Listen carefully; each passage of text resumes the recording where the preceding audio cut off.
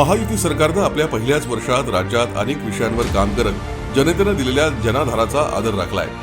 या कालावधीत महायुती सरकारनं मोठे पायाभूत सुविधा प्रकल्प वेगानं पुढे नेले, तर मराठा आरक्षण आंदोलन आणि युती राजकारण यांचा समतोल साधण्याचा यशस्वी प्रयत्न केलाय। शिवसेनेचे मुख्य नेते आणि उपमुख्यमंत्री माननीय एकनाथ शिंदे यांनी या वर्षभरात कायम ही कामं आणि प्रकल्प पूर्ण होण्यासाठी महत्वाची भूमिका मांडली होती।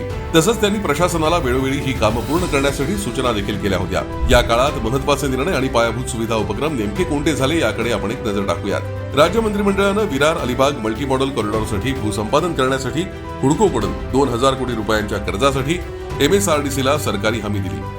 नवी मुंबई आंतरराष्ट्रीय विमानतळ 25 डिसेंबर रोजी सुरू होणार असल्यानं तिसरा मुंबई आराखडा मजबूत करण्यात आला, ज्यामध्ये एज्युकेशन सिटी आणि इनोव्हेशन सिटी यासारख्या विशेष क्लस्टरचा समावेश आहे, ज्यामध्ये परदेशी विद्यापीठांचे कॅम्पस असतील। राज्य 76,000 कोटी रुपयांच्या वाढवण बंदर प्रकल्पावर देखील काम करत आहे। हे बंदर पूर्ण झाल्यानंतर ते जगातील टॉप 10 बंदरांमध्ये समाविष्ट होईल।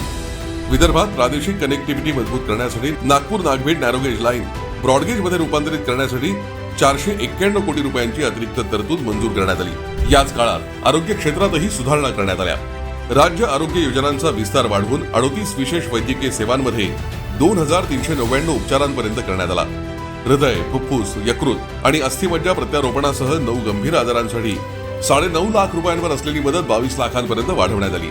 राष्ट्रीय आरोग्य अभियानाअंतर्गत 10 वर्ष सेवा पूर्ण केलेल्या कंत्राटी कर्मचाऱ्यांना एक वेळ नियमित करण्यास मान्यता देण्यात आली। शहरी आरोग्य व्यवस्थापन सुधारण्यासाठी शहरी आरोग्य आयुक्तालयाची स्थापना करण्यास मान्यता देण्यात आली। गेल्या वर्षभरात प्रशासकीय आणि न्यायिक सुधारणा देखील झाल्या।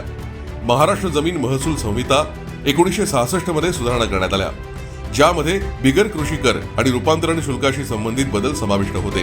डिजिटल सातबारा आणि इतर जमिनीच्या नोंदींना पूर्ण कायदेशीर मान्यता देण्यात आली, ज्यामुळे ई गव्हर्नन्सला चालना मिळाली। या सर्व प्रक्रियेत सामान्य माणसाचं हित जपलं जावं, हाच प्रयत्न एकनाथ शिंदे यांनी सातत्यानं केलाय। असाच प्रयत्न पुढील काळात महायुती सरकार निश्चित करणार आहे।